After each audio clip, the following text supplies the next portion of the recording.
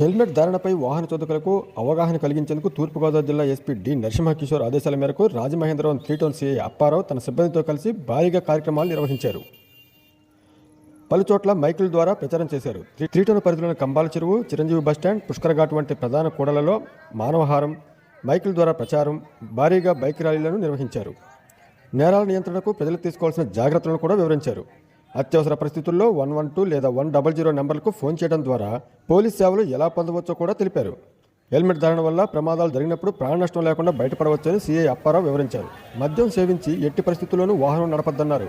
మద్యం మత్తులో రోడ్డు సరిగా కనిపించకపోవడం, ఇతర వాహనాలను గమనించకపోవడం, ఆ మత్తులో దూకుడుగా వాహనం నడపడం వల్ల ప్రమాదాలు చోటు చేసుకుంటాయన్నారు. ప్రమాదాలు జరిగినప్పుడు హెల్మెట్ ధరించకపోతే తలకు గట్టిగా దెబ్బ తగిలితే ప్రాణాలు పోయే పరిస్థితి ఉంటుందన్నారు. ఇటీవల జరిగిన బైక్ ప్రమాదాల్లో హెల్మెట్ లేక చనిపోయిన వారే అధికంగా ఉన్నారన్నారు. ఒక వ్యక్తి ఇలా ప్రాణం కోల్పోతే అతనిపై ఆధారపడిన కుటుంబం రోడ్డును పడుతుందని, వాహనదారుడి క్షేమ ప్రయాణం కోసమే తాము హెల్మెట్ ధరించాలని ఒత్తిడి చేస్తున్నామే కానీ మరో ఉద్దేశం లేదని సీఐ అప్పారావు అవగాహన కలిగించారు. అలాగే మాదక ద్రవ్యాల వల్ల ఆరోగ్యంతో పాటు జీవితాలు కూడా నాశనమవుతాయన్నారు.